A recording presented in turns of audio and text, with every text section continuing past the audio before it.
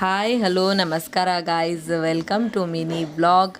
ನಿನ್ನೆ ಆ, ಕಾಮಣ್ಣನ ಹುಣ್ಣಿಮೆ ಇತ್ತು ನೋಡ್ರಿ. ಯಾಕೆ ಆಚರಿಸಲ್ಪಡಲಾಗುವುದು ಈ ಹುಣ್ಣಿಮೆ ಅಂತಂತಂದ್ರೆ, ಭೋಗ ಸಮಾಧಿಯಲ್ಲಿದ್ದ ಶಿವ ಮತ್ತು ಪಾರ್ವತಿಯರಿಬ್ಬರು ಸಮಾಗಮ ಹೊಂದಲು ಸಾಧ್ಯವಿರಲಿಲ್ಲರಿ. ಆಗ ದೇವಾನುದೇವತೆಗಳು ಪಾರ್ವತಿಯಲ್ಲಿ ಮೋಹ ಬರುವಂತೆ ಮಾಡಲು ಕಾಮನಲ್ಲಿ ಬೇಡಿಕೊಂಡಾಗ, ಆಗ ಕಾಮನು ಅಂದರೆ ಮನ್ಮಥ ಮತ್ತು ಅವನ ಹೆಂಡತಿ ಇಬ್ಬರು ಈ ಸತ್ಕಾರಕ್ಕೆ ಒಪ್ಪಿದರು.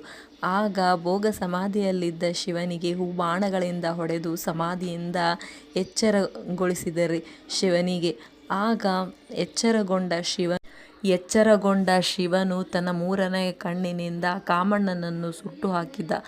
ಆಗ ಕಾಮಣ್ಣನ ಹೆಂಡತಿ ರತಿದೇವಿ ಶಿವನಲ್ಲಿ ಭಿಕ್ಷೆಯನ್ನು ಬೇಡಿಕೊಂಡಾಗ, ಆಗ ಶಿವನು ತನ್ನ ಶಾಂತಚಿತ್ತದಿಂದ ಕಾಮಣ್ಣನನ್ನು ನೀನು ಪತ್ನಿಯೊಂದಿಗೆ ಮಾತ್ರ ಶರೀರವನ್ನಾಗು ಅಂಥೇಳಿ ವರನಿಟ್ಟಾಗ, ಆ ದಿನ ಯಾವುದಾಗಿತ್ತಂದ್ರಿ, ಶುದ್ಧ ಪೂರ್ಣಿಮಾ, ಫಾಲ್ಗುಣ ಶುದ್ಧ ಪೂರ್ಣಿಮೆಯಾಗಿರೋದರಿಂದ ಈ ಹುಣ್ಣಿಮೆಯನ್ನು ಕಾಮಣ್ಣನ ಹುಣ್ಣಿಮೆಯಾಗಿ ಆಚರಿಸಲ್ಪಡಲಾಗೋದು ನೋಡ್ರಿ.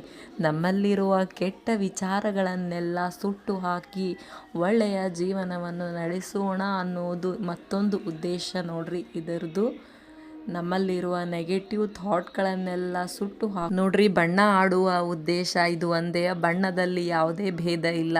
ಕೆಂಪು ಹಸಿರು ದೊಡ್ಡದಲ್ಲ, ಆಮೇಲೆ ಹಸಿರು ಬಣ್ಣ ನಾನು ದೊಡ್ಡದನ್ನಂಗಿಲ್ಲ. ಎಲ್ಲರೂ ಕೂಡ ಸಮಪಾಲಿನಿಂದ ಜೀವನ ನಡೆಸೋಣ.